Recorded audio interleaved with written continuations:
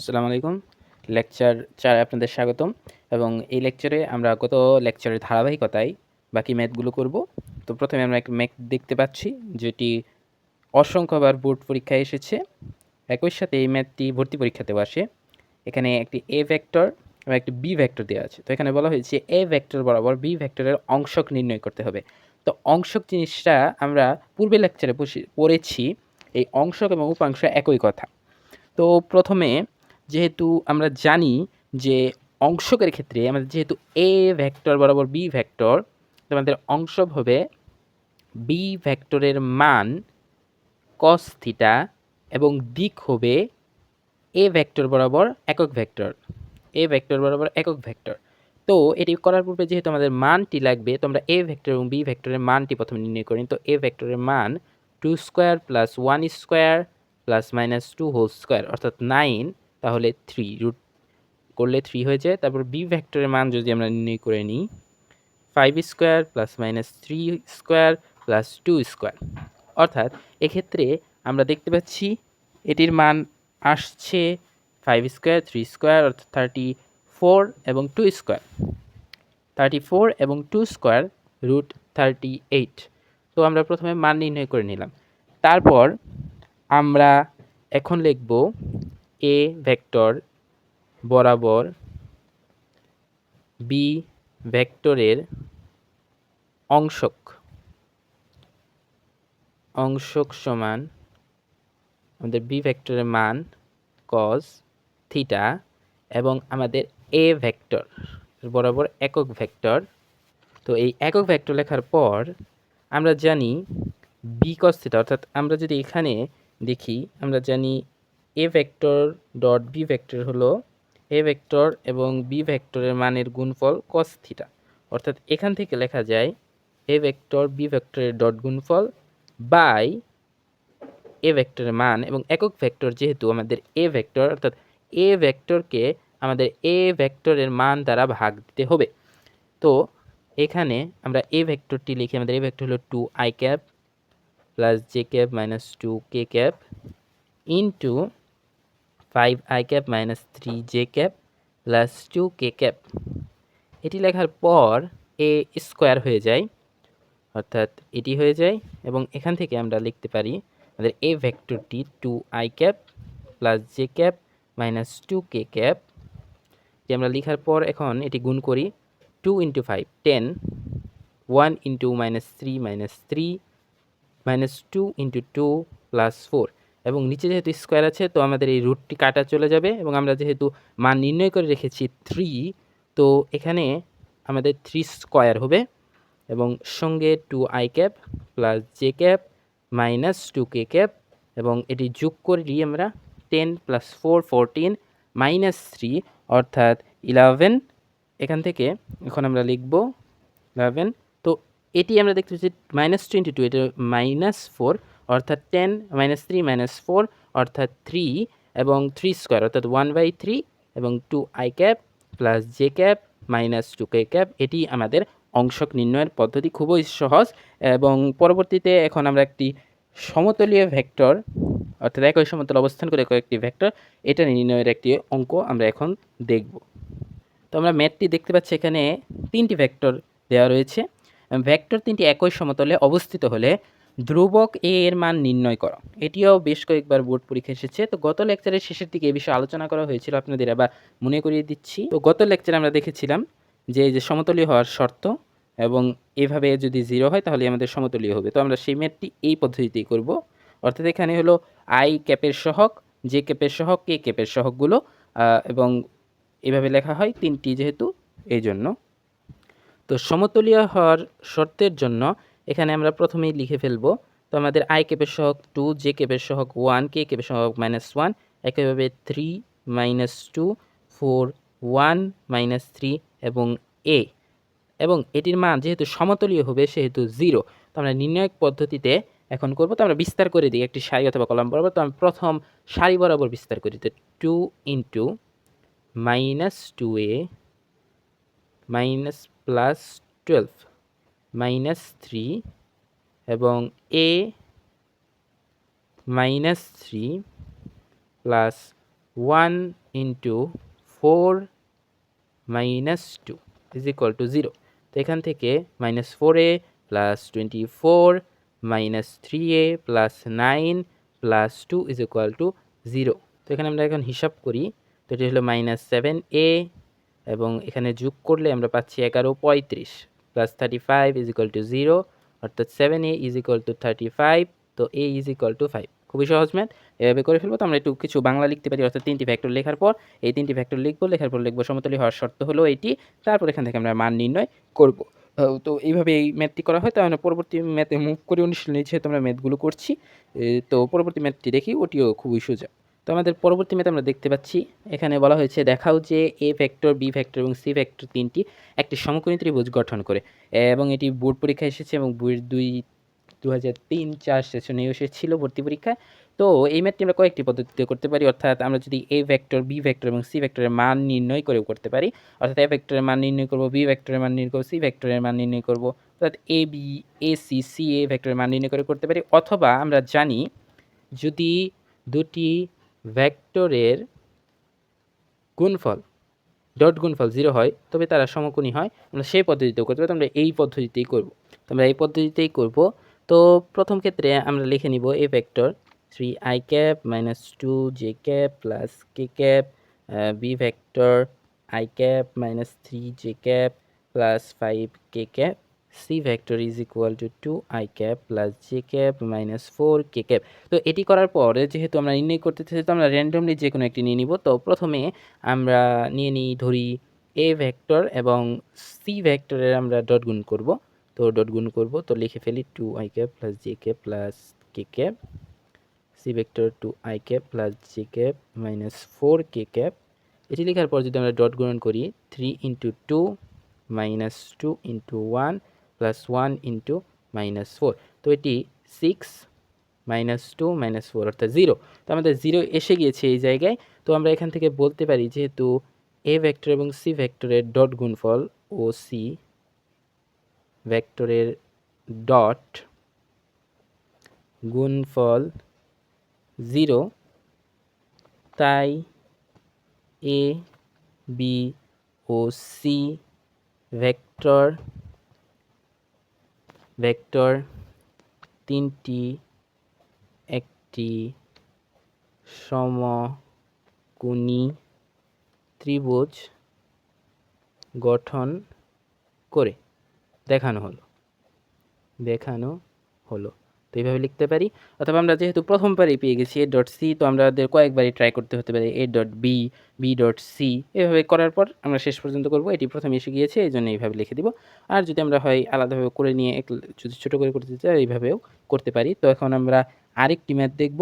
এর পূর্বে একটি ম্যাথ, তো আমরা জানি অবস্থান, ভেক্টরের অবস্থান নির্ণয় করার ম্যাথগুলো খুবই সহজ। যদি কোনো দুটি ভেক্টর দেওয়া থাকে এবং ধরি আমরা যদি এইভাবে ধরি কোনো একটি ভেক্টর এ বি ও এ এবং ও বি দেওয়া রয়েছে এবং আমাদের এ বি ভেক্টর নির্ণয় করতে বলে, তো আমরা জানি পরেরটি থেকে আগেরটি মাইনাস, অর্থাৎ ও বি থেকে ও এ মাইনাস। তো এই ম্যাথগুলো আসে, তো আমি এগুলো ম্যাথগুলো করাচ্ছি না যেহেতু খুবই ইজি ম্যাথ এগুলো। তো আমি একটু আপডেট ভার্সনের অর্থাৎ কঠিন ম্যাথগুলো করিয়ে দেওয়ার চেষ্টা করব। তো আমি পরবর্তী ম্যাথে মুভ করছি। আমাদের পরবর্তী ম্যাথ দেখছি, এটি হলো শঙ্কু বোর্ডে এসেছে। তো আমি বোর্ডগুলোর নাম আর লিখলাম না। তো এখানে দেওয়া আছে দুটি ভেক্টর রাশি এবং ভেক্টর রাশি যদি পরস্পর সমান্তরাল হতে হলে এ এর মান কত হবে। তো আমরা জানি দুটি ভেক্টর রাশি যদি পরস্পর লম্ব হয়, সমান্তরাল হতে হলে অর্থাৎ ক্রস গুণফল 0 হবে, এবং লম্ব যেহেতু এখানে লম্ব বলেছে, লম্ব হতে হলে ডট গুণফল 0 হতে হয়। অর্থাৎ আমরা লিখব লম্ব হতে হলে A I cap minus 2j cap plus K cap dot 2ai cap minus A J cap minus 4k cap equal to 0 হতে হবে। এটি লেখার পর আমরা গুণ করে দিব 2a স্কোয়ার মাইনাস 2a, তারপর কে মাইনাস 4 ইজ ইকুয়াল টু 0। এরপর আমরা 2 দিয়ে ভাগ করে দেওয়ার ফলে a minus 2 is equal two 0, a square minus 2a plus a minus 2, অর্থাৎ মিডিল টার্ম করছি। তো a কমন নিলে a minus 2 plus 1a minus 2 is equal two 0। এরপর আমরা লিখতে পারি a minus 2 is equal two 0 অথবা a plus 1 is equal two 0।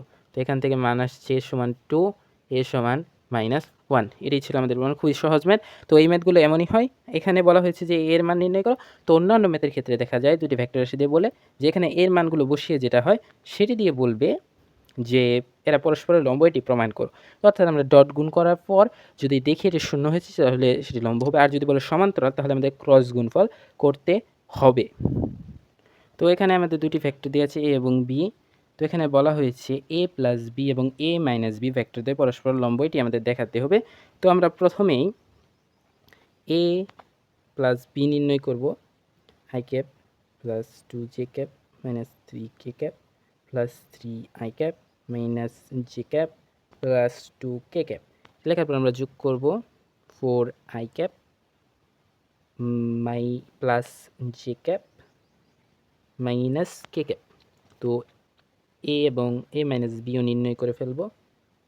Cap plus 2j cap minus 3k cap এবং মাইনাস দিব, তাহলে minus 3i cap plus j cap minus 2k cap. তো আমরা বিয়োগ করার পর দেখতে পাচ্ছি minus 2i cap plus 3j cap এবং মাইনাস 5k ক্যাপ। তো এটি করার পর আমরা ডট গুণ করব এ ভেক্টর এবং ভি ভেক্টরের। তো এ plus B A minus B এর ডট গুণ করব। 4i cap plus j cap minus k cap minus 2i cap plus 3j cap minus k cap. করার পর আমরা গুণ করি 4 into minus 2, 1 into 3 minus 1 into minus 5। তো এটি থেকে আমরা দেখতে পাচ্ছি মাইনাস 8 প্লাস 3 প্লাস 5 অর্থাৎ 0। যেহেতু 0 এসেছে তো এরপর আমরা লিখে দিব A vector plus B vector এবং এ ভেক্টর মাইনাস বি ভেক্টরের ডট গুণফলের মান যেহেতু 0 এসেছে অর্থাৎ এরা পরস্পরের লম্ব দেখানো হলো। এখন আমরা আমাদের ভেক্টরের ছেদবিন্দুগামী সরলরেখার কার্তেশীয় সমীকরণের যে পদ্ধতি ছিল, তো আমরা দুইটি সূত্র শিখেছিলাম, সেগুলোর একটি ম্যাথ দেখাবো। তো ওই ম্যাথগুলিও খুব ইন্টারেস্টিং এবং ভালো ম্যাথ। তো আমাদের এই ম্যাথটি আমরা দেখতে পাচ্ছি ভেক্টর পদ্ধতিতে এই ভেক্টর এবং এই ভেক্টর ছেদবিন্দুগামী সরলরেখার কার্তেশীয় সমীকরণ নির্ণয় করতে বুয়েট 17-18-তে এসেছিল। তো এই ম্যাথটির ক্ষেত্রে আমরা ভেক্টর সমীকরণের দুটি সূত্র শিখেছিলাম সরলরেখা ভেক্টর সমীকরণের। সেটির যে দ্বিতীয়টি রয়েছে অর্থাৎ এ বি বিন্দুগামী সরলরেখার ভেক্টর সমীকরণ যেটি রয়েছে সেটি দিয়ে আমরা এই ম্যাথটি করব। তো সেটি দিয়ে এই ম্যাথটি করলে প্রথমেই আমাদের ধরে নিতে হবে, তো আমরা প্রথমে ধরে নিব আর ভেক্টর একটি ধরে নিব এবং আর ভেক্টরটি ধরে নিব এক্স ওয়াই বিন্দু। তো এটিকে আমরা লিখতে পারি X I cap plus X Y Z ধরে নিতে পারি এক্স আই ক্যাপ ও Y J cap plus Z A cap. তো এটি ধরে নেওয়ার পর এটি একটি ভেক্টর ধরতে পারি। তো আমরা এটিকে ধরি প্রথমটি A vector 3i cap plus j cap plus K cap এবং আমাদের দ্বিতীয়টি B vector 2i cap plus 2j cap minus k cap. তো এটির ক্ষেত্রে আমরা দেখতে পাচ্ছি আর ধরে নিলাম, এ ধরে নিলাম, বি ধরে নিলাম, যেহেতু বিন্দুগামী সরলরেখা এত এবং এত এর ছেদবিন্দুগামী সরলরেখা এখানে বলা হয়েছে। তো আমরা জানি এক্ষেত্রে R vector is equal to A vector plus t into V vector minus A vector. এটি ছিল আমাদের দ্বিতীয় সূত্র এবং এটিকে আমরা সিম্পলিফিকেশন করে পাই 1 minus T A vector plus T B vector. তো এটি ছিল আমাদের ভেক্টর। তারপর এখান থেকে আমরা যা পেয়েছিলাম কার্তেশীয় সমীকরণের ক্ষেত্রে, তো আমরা সেটি এখন করব। তো এখানে আমরা লিখে নিতে পারি টি একটি প্যারামিটার। তো এখান থেকে আমরা এখন লিখব আর ভেক্টর আমাদের x I cap y J cap plus Z K cap is equal to 1 minus t এবং 1 minus t 3i cap plus j cap. তো আমরা এটি ব্যবহার না করি, প্রথমটি ব্যবহার করি, সেটি সহজ হবে। অর্থাৎ 3i cap plus j cap plus কে cap plus t into B থেকে এ মাইনাস করবো। তো বি থেকে এ মাইনাস করলে হয় minus i cap plus j cap minus 2 k cap, এটি হয় আমাদের। তো এটি করার পর আমরা যা করব, তো এখান থেকে আমরা দেখতে পারি X I cap plus Y J cap plus Z K cap, এবং এখানে 3i cap minus T cap. তো আই কমন নিলে আমাদের হয় 3 মাইনাস টি, আমরা লিখতে পারি আই ক্যাপ। তো আমরা এইভাবে না করে আমরা একটা কাজ করতে পারি, এটি লেখার পর আমাদের যে এটি, যেহেতু আমাদের টি এখানে কমন নিয়ে রয়েছে, তো এই ভেক্টরকে আমরা এই পাশে নিয়ে আসলে হয় মাইনাস মাইনাস মাইনাস কে সমান t minus i cap plus j cap minus 2 k cap. তো এখান থেকে আমরা আই ক্যাপ কমন নিতে পারি, plus y minus 1 j cap z minus 1 k cap সমান t minus i cap plus j cap minus 2 k cap. তো এটির পর আমরা যা দেখি, তো এখানে যদি আমরা সহগ সমীকৃত করি, অর্থাৎ আই ক্যাপ জে ক্যাপ এবং কে ক্যাপ এর সহগ সমীকৃত করে পাই x minus 3 is equal to, এখান থেকে মাইনাস 1, যেহেতু আমাদের আই ক্যাপের সহগ হলো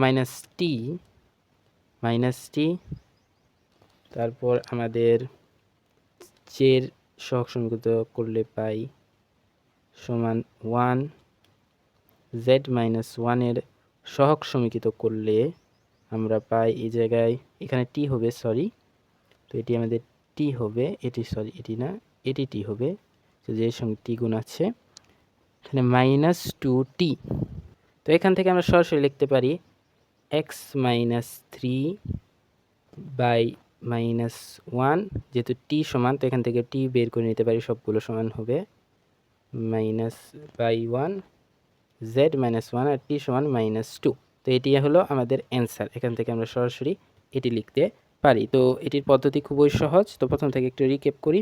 ভেক্টর পদ্ধতিতে কার্তেশীয় সরলরেখা নির্ণয় করতে হবে। তো আর এ আমাদের দ্বিতীয় সূত্রটি কাজে লাগাতে হবে, সমান্তরাল বললে আমরা প্রথম সূত্রটি কাজে লাগাতাম, তবে উপরের সূত্র দিয়ে করব, তারপর সহগ সমীকৃত করতে হবে, সহগ সমীকৃত শেষ পর্যায়ে এটি নামবে। তো আজ এই পর্যন্তই, আগামী ক্লাসে ইনশাল্লাহ আমাদের অনুশীলনী বাকি ম্যাথ নিয়ে উপস্থিত হবো এবং ম্যাথগুলো ভালোভাবে করার চেষ্টা করব। আমি যে পদ্ধতিগুলো ম্যাথগুলো করালাম সেগুলো বাসায় ট্রাই করবেন, এগুলো দিয়ে অনেক ম্যাথ রয়েছে, সবগুলো করানোর প্রয়োজনে একই নিয়মে। তো আপনারা ট্রাই করে বাসায় দেখবেন এবং মনোযোগ সহকারে এগুলো প্রথমে বুঝবেন, তারপর ট্রাই করবেন। ইনশাল্লাহ আগামী ক্লাসে আবার দেখা হবে। আল্লাহ হাফেজ।